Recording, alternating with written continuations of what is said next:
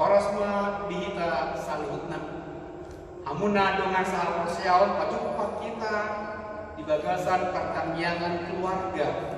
Napina tupani Muriata AKBP Bethesda. Hata di bata nagabe jamita dihita tersurat di buku Galatia 5 ayat 10 onom rodi 20 onom. Ucahama di Hata Indonesia. Hidup menurut daging atau roh. Maksudku ialah hiduplah oleh roh. Maka kamu tidak akan menuruti keinginan daging. Sebab keinginan daging berlawanan dengan keinginan roh. Dan keinginan roh berlawanan dengan keinginan daging. Karena keduanya bertentangan, sehingga kamu setiap kali tidak melakukan apa yang kamu kehendaki. Akan tetapi jikalau kamu memberi dirimu dipimpin oleh roh, maka kamu tidak hidup di bawah hukum Taurat.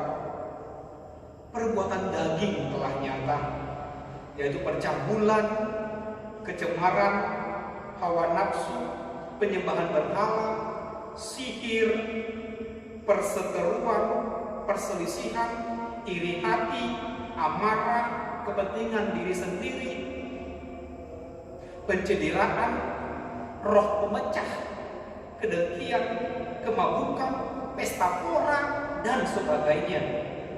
Terhadap semuanya itu peringatkan kamu, seperti yang telah kubuat dahulu, bahwa barang siapa melakukan hal-hal yang demikian, ia tidak akan mendapat bagian dalam kerajaan Allah. Tetapi buah roh ialah kasih, sukacita, damai sejahtera, kesabaran, kemurahan, kebaikan, kesetiaan, kelemah lembutan, penguasaan diri. Tidak ada hukum yang menentang hal-hal itu. Barang siapa menjadi milik Kristus Yesus, ia telah menyalibkan daging dengan segala hawa nafsu dan keinginannya. Jikalau kita hidup oleh roh, baiklah hidup kita juga dipimpin oleh roh. Dan janganlah kita gila hormat, janganlah kita saling menantang dan saling mendengki.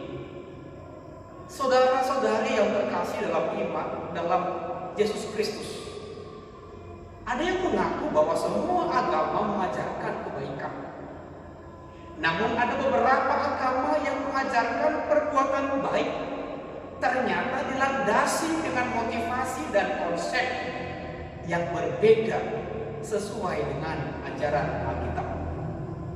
Agama-agama lain memandang perbuatan baik sebagai syarat keselamatan, sedangkan kekristenan memahaminya sebagai bukti keselamatan, sekaligus bentuk ucapan syukur atas keselamatan yang Allah berikan secara cuma-cuma dalam Kristus Yesus.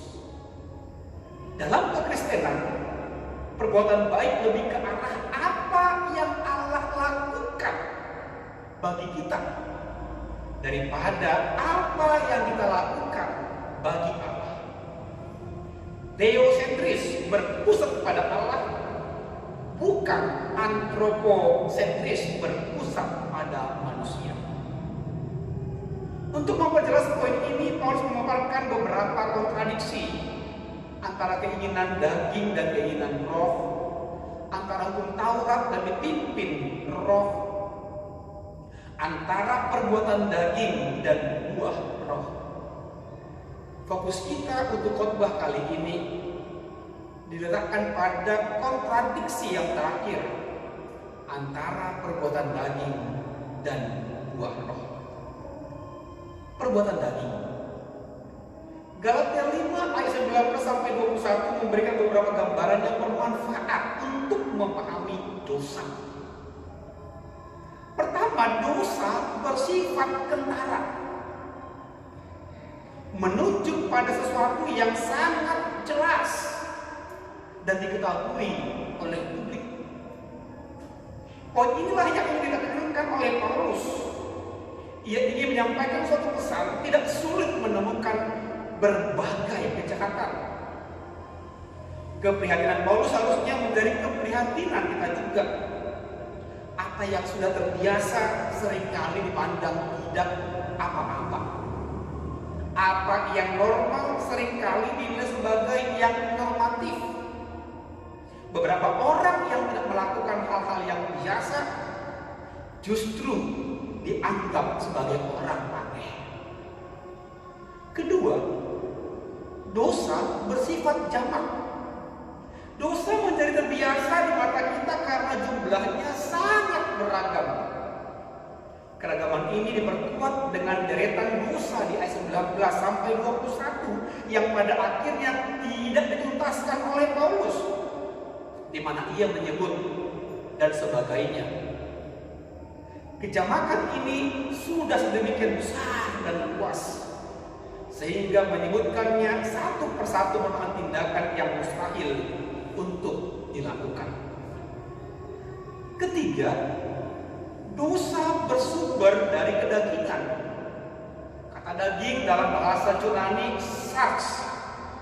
Dalam tulisan Paulus dapat diartikan dengan macam-macam, misalnya tubuh, kesementaraan, maupun natur yang dirusak oleh dosa.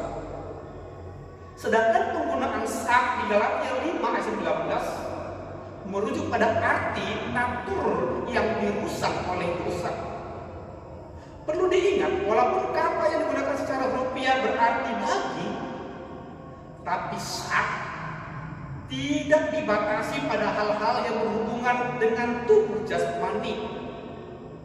Sak juga merujuk pada detil natur manusia, baik yang terlihat seperti tubuh maupun yang tak terlihat seperti hati dan pikiran.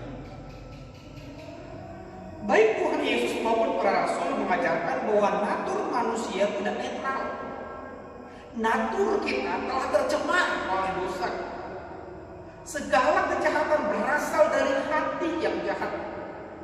Seluruh bagian dalam diri kita, baik mulut, pikiran, tubuh, perasaan dan kehendak sudah dikuasai oleh dosa. Dalam konsep Alkitab, persoalan dosa lebih ke arah internal, yaitu natur yang berdosa. Godaan dunia maupun tipu daya iblis hanyalah daya tarik dari luar. Selama yang di dalam berhasil dikontrol dengan baik, semua yang dari luar tidak akan menentukan. Kontrol ini bukan dari upaya manusia, melainkan dari kuasa Roh Kudus. Keempat, dosa membawa kepada kebinasaan. Paulus secara tegas mengatakan bahwa barang siapa yang melakukan perbuatan-perbuatan daging tidak akan masuk ke dalam kerajaan Allah. Paulus tentu saja tidak mengajarkan bahwa keselamatan seseorang ditentukan oleh perbuatan orang itu. Keselamatan adalah pemberian secara cuma-cuma dari Allah melalui Yesus Kristus.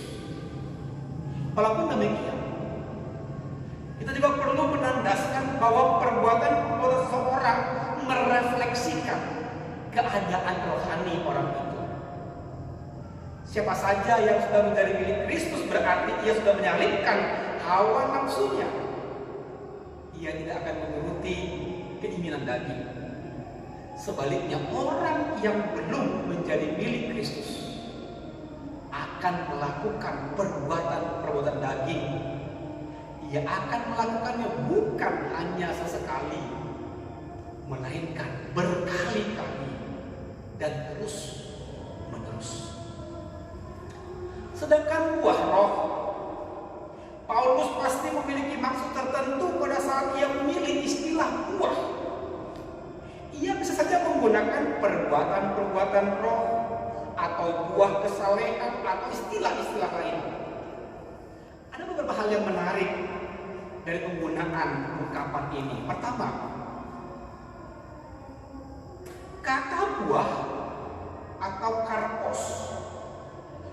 Penggunaan istilah ini jelas dimaksudkan sebagai kontras terhadap perbuatan. Buah roh versus perbuatan daging. Kata buah menyiratkan ketergantungan pada pohon sebagai penopang.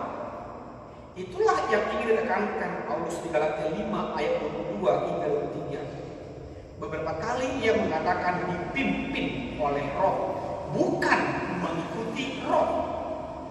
Ungkapan mengikuti roh masih memberi ruang terlalu besar untuk usaha manusia.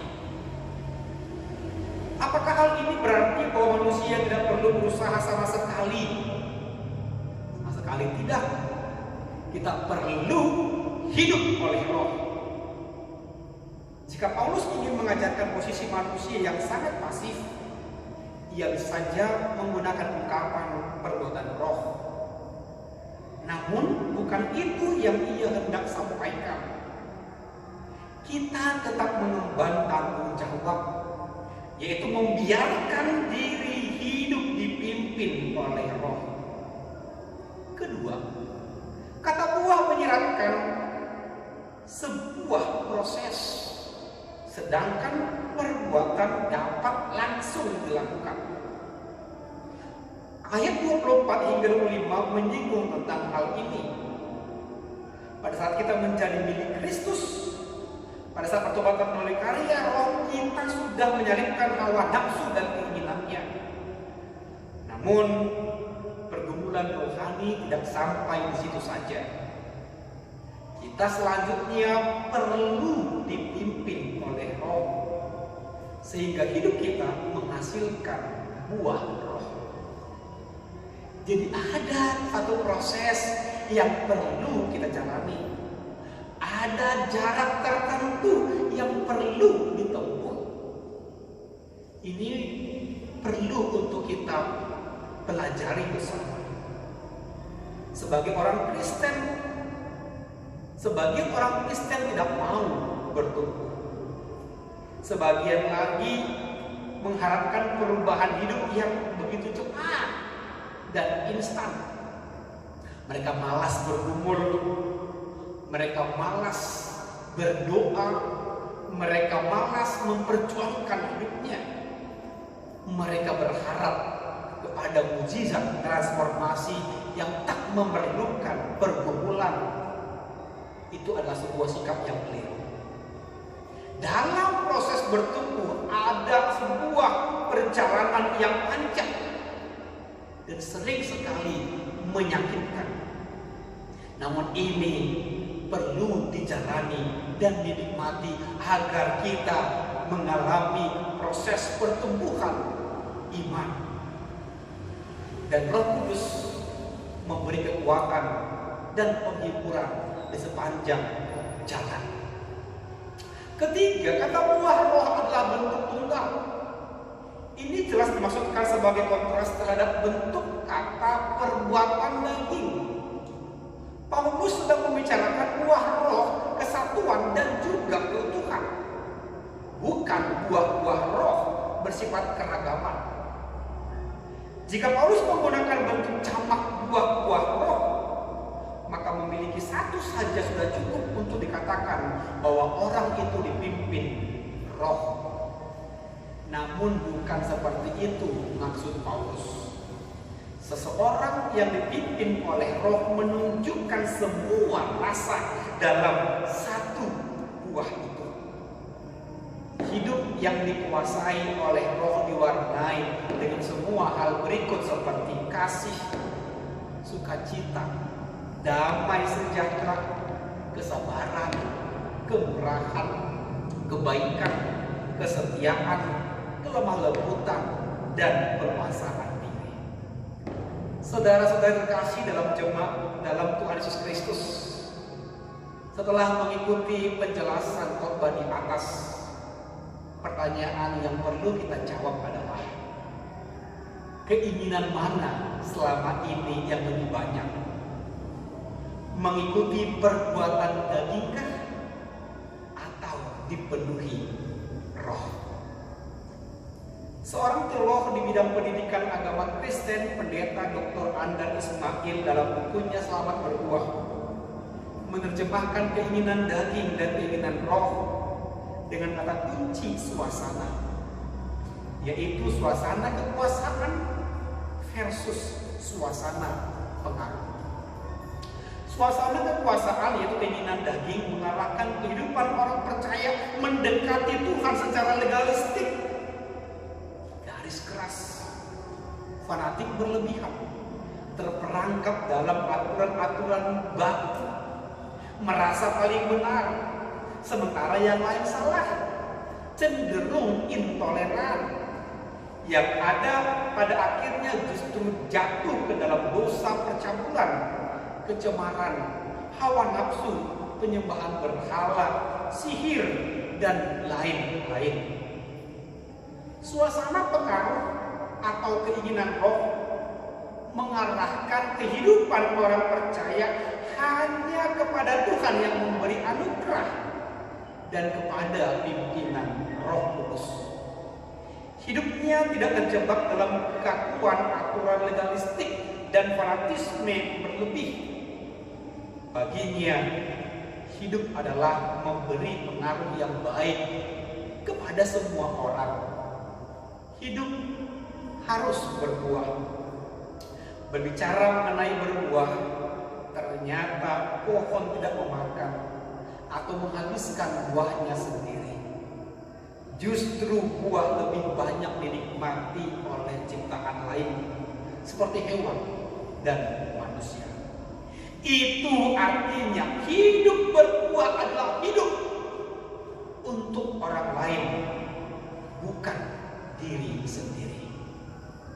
Saudaraku terkasih, serahkanlah hidupmu pada Tuhan dan tetaplah percaya pada Yesus Kristus yang telah mati dan bangkit untuk kita, sehingga Roh-Nya yang kudus mengarahkan, mengendalikan, dan meneguhkan kita untuk melakukan sesuai dengan buah roh.